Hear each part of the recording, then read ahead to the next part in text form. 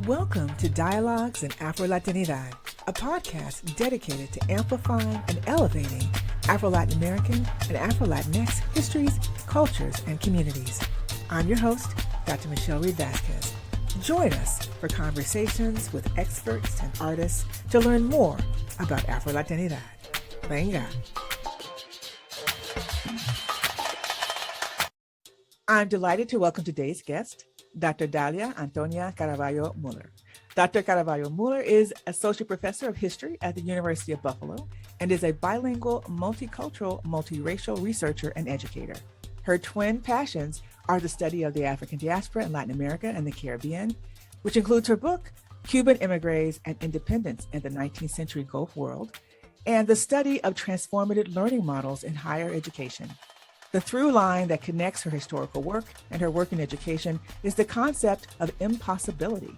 She researches Black intellectuals in early 20th century Cuba who thought at the limits of the possible as they state claims to rights, dignity, and equality.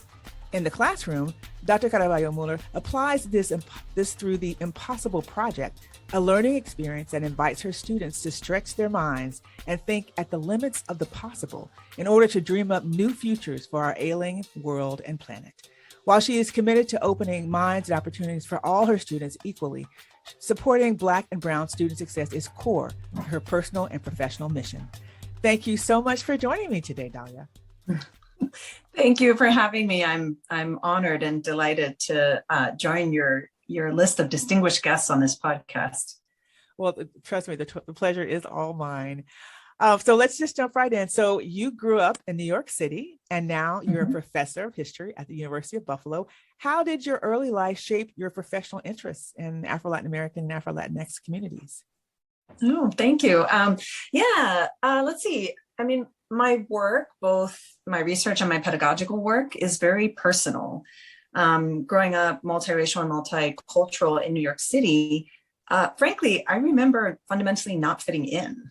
My Black friends told me I wasn't Black enough. My white friends saw me as other or tried to claim me and erase my difference. And my white presenting or white identifying Latinx friends, frankly, could not understand why I didn't want to claim whiteness as a Latina. That made no sense to them, right? If only I straightened my hair, I could totally pass, they insisted. Wow. Yeah, and they were mostly offended by my decision not to try to pass. It was a really fascinating experience. But basically, if I could sum it up, people spent a lot of time telling me who I was and who I wasn't. And that's one of my most salient memories from growing up through middle school, high school, et cetera. And so, like, on the one hand, this was like fundamentally destabilizing, kind of psychically destabilizing.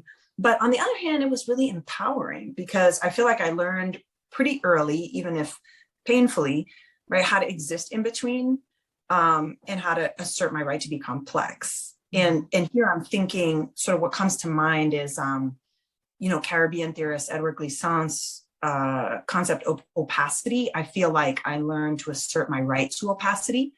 And so I think maybe I was early reading a little bit Glissant, maybe a little bit too early in my life at that time, but I was really finding resonance there and sort of trying to sort it all out.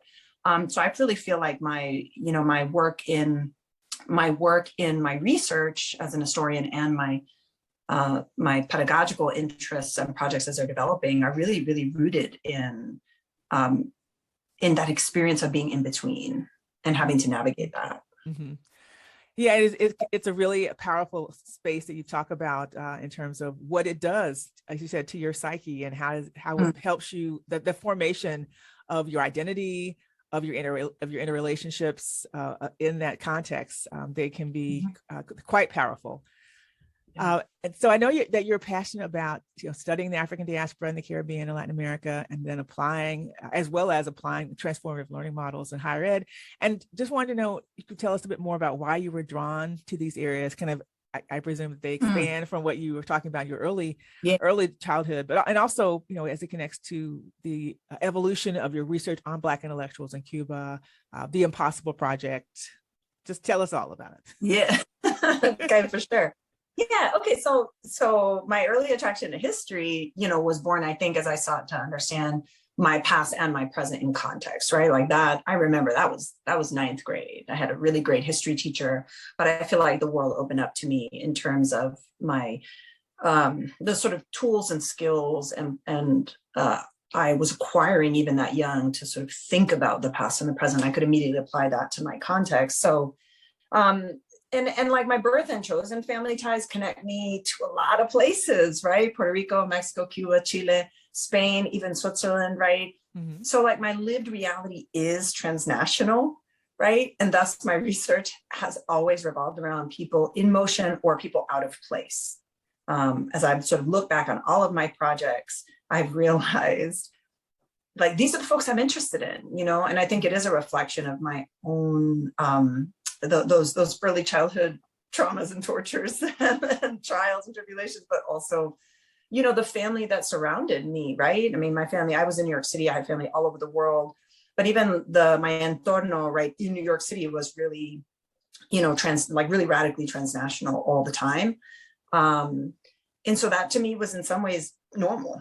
And so, you know, also I would say my research is always justice focused, whether it's pedagogical or my historical research.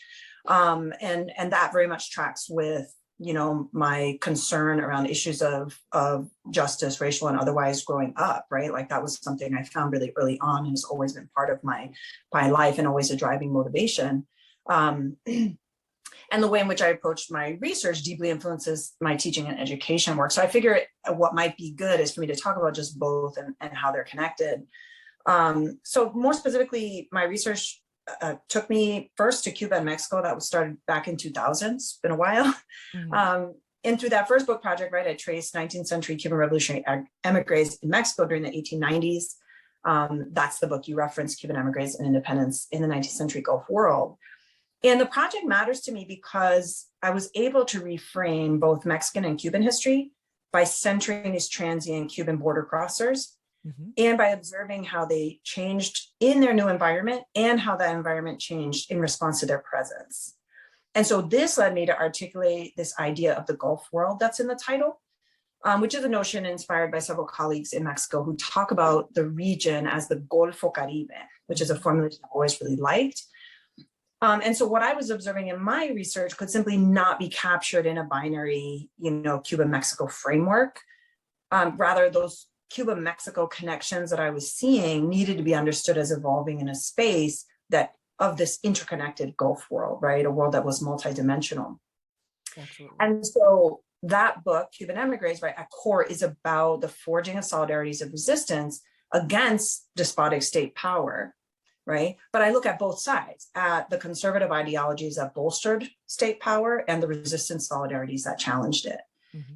And so my greatest takeaway, or I would say offering, right, through that book is that the ways in which taking this transnational perspective lays bare how both power and resistance are configured transnationally, right, and need to be studied that way. I think that's something that a lot of us in the field recognize now, but mm-hmm. it felt kind of new and fresh in relation, especially to Mexico and Cuba and this Gulf space when I was writing the book a few years ago.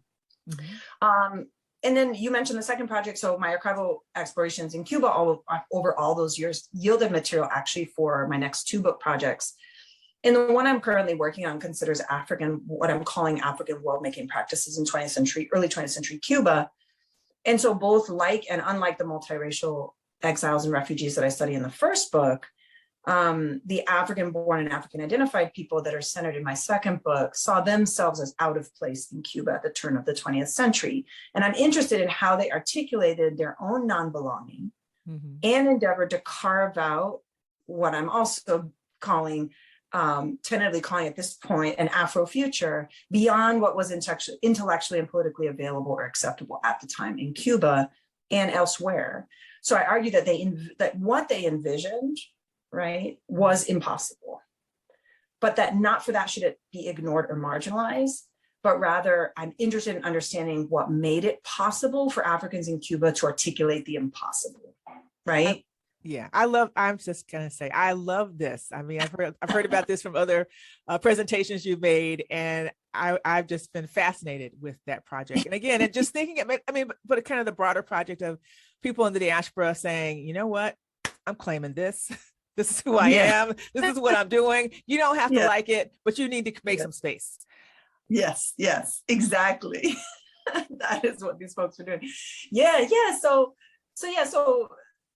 really, I mean, this interest in the impossible then, and actually the evolution of the second book project really tracks with the evolution of my pedagogical project called The Impossible Project. And so it's not, of course, coincidental. But in addition to then sort of book writing and research, this project that I'm evolving across the disciplines focused on justice and education is absolutely, mission critical for me. Mm-hmm. And I see my commitments to this project as my justice work through education, right? This is the field, the sector I'm in. And I've been thinking a lot about how I do this work. And I think, all of us who are justice oriented think about how we do this work in our own classrooms with our own students. And so I was right there with everybody else, but I started to think, can I do more, right? Can I do more? Can I do more both within my own discipline, across disciplines? And so when I was invited to serve as director of the Honors College at UB, which I did proudly as the first woman, first person of color, and first Latinx director for 3 years, I all of a sudden had a stage and a platform that bisected the entire university, right? In which I could take some of that classroom justice work and take it to the next level. And that really gave me the inspiration for building the project. So even now that I've stepped down from that position, I continue to evolve and expand that project really, really radically. And it's come to take up a good part of my professional life, which I'm finding is wonderful and I'm really excited about. So just really briefly, the project draws direct inspiration from the work done at the limits of the possible by the historical actors I study and many others that I read about. And it channels this inspiration in the classroom through an intentional pedagogy that is fundamentally critical and decolonial, and that invites students to experience not only thinking about justice, but doing justice work. And so we do this as constitutional to the pedagogy rather than additive, right? Mm-hmm. So rather than, an experiential learning experience, right, or extra credit, this work is fundamentally constitutional to the pedagogy and to every single impossible project that's run. So another way I like to think about as a pedagogy is fundamentally prefigurative, right? In that we conjure and create or begin to create the world we want to live in the classroom and between the classroom and the community, right, as we go. Yes. And so right now I have collaborations in computer science between history and computer science, history and School of Management. I've done collaborations with arts management. I've done collaborations with the School of Ed for a K through 12 project, right? So I'm finding just so many faculty in my institution that are really excited about not only the initiative and the pedagogy, but also about the kind of collaborative work, the faculty-to-faculty collaborative work across disciplines to really radicalize our teaching, right? There's like no shortage of folks who want to get on board, which is really exciting. And so can you give me an example of one of these collaborative projects so we can get a clearer picture of what that might look like? Yeah, absolutely. I'll give you a couple of, just because I can do them in sort of just one or two sentences. We did a collaborative with arts management students. So the collaboratives are relative, different lengths. They could be 2 weeks is the shortest I've done. A month could be 3 months, like a full semester or even full year project. So my projects span all of those timeframes. So I did one in arts management. The focus was on decolonizing arts institutions. Mm-hmm. So again, every project needs to be framed as borderline impossible, if not impossible. Okay. So that's a pretty big one. And so we worked for about a month total for the project to help students in arts management who are going into arts management think through the very hard problem of how they were going to exist in these institutions, but still be able to do justice work, right, to further the project of decolonization. Mm-hmm. We did one with the School of Ed where we worked with middle school children using digital gaming, so using Minecraft to build a utopian world, right? To build a utopian future. Mm-hmm. And part of that work for these students, of course, the students have no shortage of brain power and creative imagination as they're 10. Mm-hmm. But still, there was a lot of really intentional work done, bringing a group of kids into a space and saying, we need you to visualize and then physically create in digital space a world that works for all of you, right? Mm-hmm. And so the work was how to get them to understand the sort of give and take of that process, and what was going to be present and absent in this fantasy world required them to reflect on their own lives and circumstances, right? Mm-hmm. So that was really powerful. In computing, we're doing one now. Pedagogy is being delivered to 600 students, and the focus is on making computing anti-racist. Wow. Yeah, no, and that Yeah. one is, it's really dynamic, and it's about midway through its execution right now, showing some really, really promising outcomes. And it'll be really, really interesting to dive into that lot of data we're going to have as we come through that project. And then lastly, with the School of Management, we're working with global business students at the master's level who are taking on a world problem of their own choosing.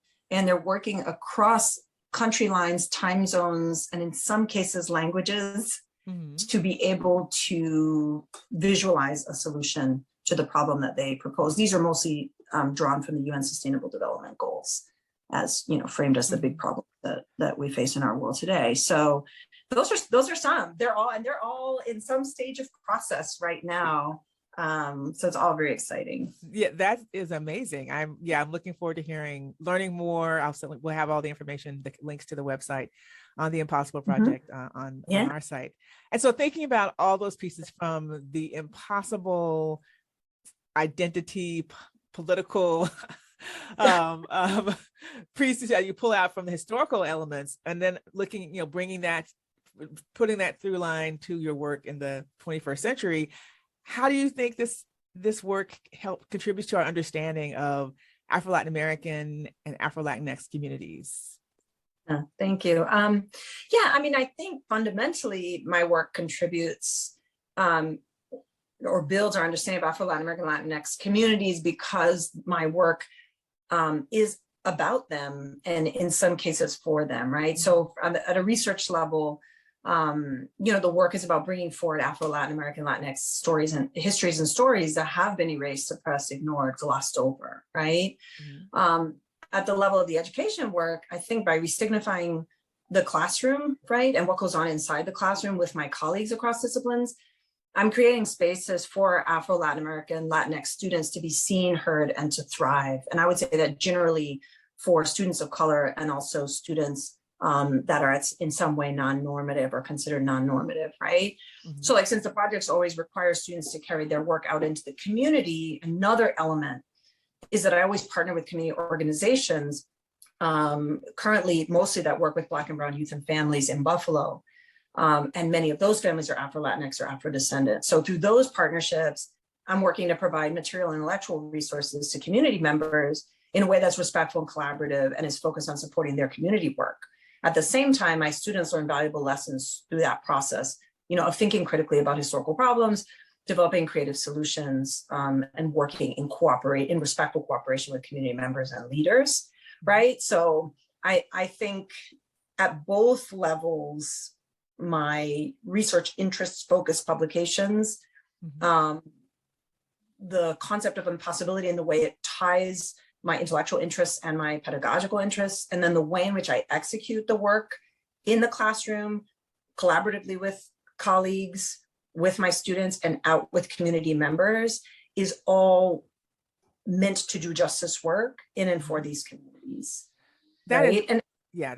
No, I was just going to say that is amazing, fantastic, because I think for a lot of us, especially those of us who are historians, who think about all the work we do about the past to try to let people in the present know about it, but sometimes it doesn't translate. I mean, we teach it obviously, but sometimes it doesn't translate or connect to the community, the contemporary communities. And I love that your work is reaching out to all of those spaces. Yeah, absolutely. I think so. And I think at a fundamental level, what I was just going to end with was saying that, being a woman of color in the classroom, all the way through my experiences in K through 12 and then college and then grad school, and then now as a teacher of those students, right? At some fundamental level, I just got tired of seeing Black and Brown students drop my class, right? There's a kind of just, you just can't refuse the work of mentoring and supporting these students. Mm-hmm. As you get up and you're a bit more senior colleague, then mentoring and supporting your junior colleagues, right? Because you know what they went through. And so I think at a certain level, that has very much inspired me to set like an absolute, hard line, right? Like I am not letting a Black or brown student drop my class, just period. Like it's just unacceptable. And what can I do about that? And so what that led me to do was to think, well, I need to reframe my entire pedagogy, right? Because my entire pedagogy, the way we often teach, right, is based on, we teach to our best students, and our students that may be struggling, well, hey, maybe they make it, maybe they don't, right? I mean, there's some of us that are a little bit more generous and we'll say, oh no, we're gonna uplift those students that are struggling, but that's always from a deficit perspective, right? We're always thinking, I got to put in some extra work to compensate for the failures of K-12 and so this student isn't thriving. Well, that's a little bit of extra work I need to do, catch them up, right? And what I'm saying is, no, I think the whole pedagogy is wrong, right? And so that requires a really radical reconceptualization of the classroom. And so I'm drawing that inspiration from critical pedagogy, but also, from my own field, right? From the luminaries of this wonderful past we share, right? Folks like Lisa and others, and contemporary theorists and so forth, that, I think we can draw a tighter connection between what it is we study, and how we can theorize about what we study and our classrooms, right? So it's not just sharing the story with the student, right? But it's a more profound connection that we can draw if we really push ourselves, is what I'm thinking, or what I'm experiencing. Yeah, and it makes me think. I mean, my next question is about kind of the urgent issues, and it sounds like so much of this is your interest, your development of this project is very much about the urgency of the social justice work. But I don't want to put words in your mouth. You tell me, kind of as it relates to your work. What would you say are the most urgent issues for Afro-Latin American and Afro-Latinx communities today? Yeah. I mean, I'm thinking, on the real, like, aside from, basic necessities, the rights that we're struggling to get and to maintain, right? I think that for me, it's the space to think and dream and build together, right? Like, I think we need our youth and our students to be able to engage in what Robin D.G. Kelley has called freedom dreaming, right? When he urges us to, something that's always stuck in my mind, right? Is he urges us in that book to, quote, dream ourselves out of this dark place. Or he asks us, how are we going to dream ourselves out of this dark place? And that just haunts me, right? Because, as you read his book, you understand that so many generations have done this before, but he's making that call out to us, and I think we need that space to dream collectively. Right. And we also need the space to then give contours to those dreams and the space to make those dreams reality. Right. In many ways is to bring forth the Afro future, right? Like a future in which all people are free, because all interlocking forms of oppression, especially racism, have been divested of power. But like, we're often so concerned with like credits and minimum standards and all of those other things that we need to be concerned with. And I'm thinking, where is that space? The person who called for that was Bell Hooks, right? When she talked about the classroom as a paradise, and a space of possibility, and learning as love and as joy and as passion, right? Like, those are the things that I think, even as faculty, sometimes it's hard for us to remain connected to. And so I actually think right now, as I look out at this world, this country, right? This feels urgent to me. Somebody else might not say that, might not agree, but this feels urgent to me. And right now, as teachers and faculty and all people, facilitating and holding learning spaces, I think we all have a role to play in that. Yeah, no, I mean, I really love that piece about the space, and space can mean so many different things in the way as a conduit to putting forth this push for social justice that will permeate. That's not just in this little corner, in this little sliver. It spreads out very broadly, and it's broadly applicable.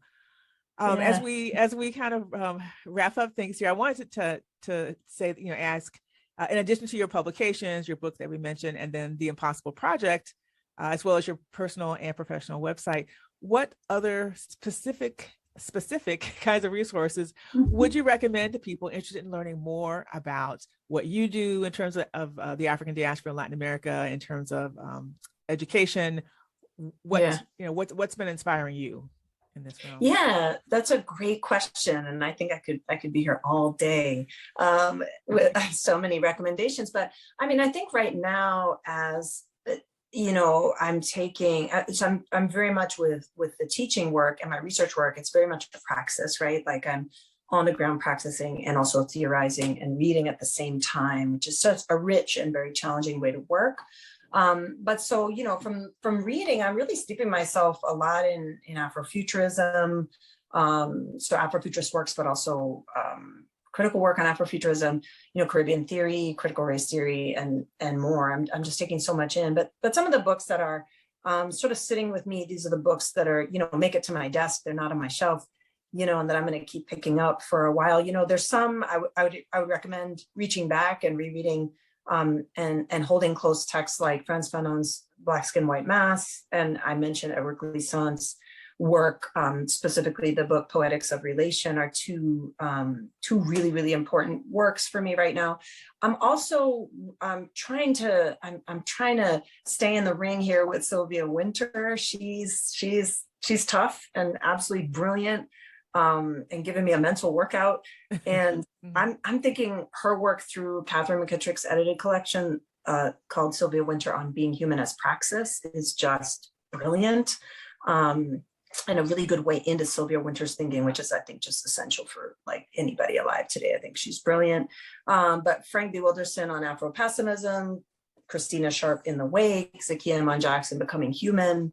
I've got others, Isaiah Lavender's Afrofuturism Rising, any of Ruha Benjamin's work, especially most recently, I'm reading Captivating Technologies. She's a foremost scholar in race and technology. And so basically anything and everything that meditates on racism as onto-epistemologically embedded, because I feel like until we can sort of understand that at a profound level, we can't really move forward.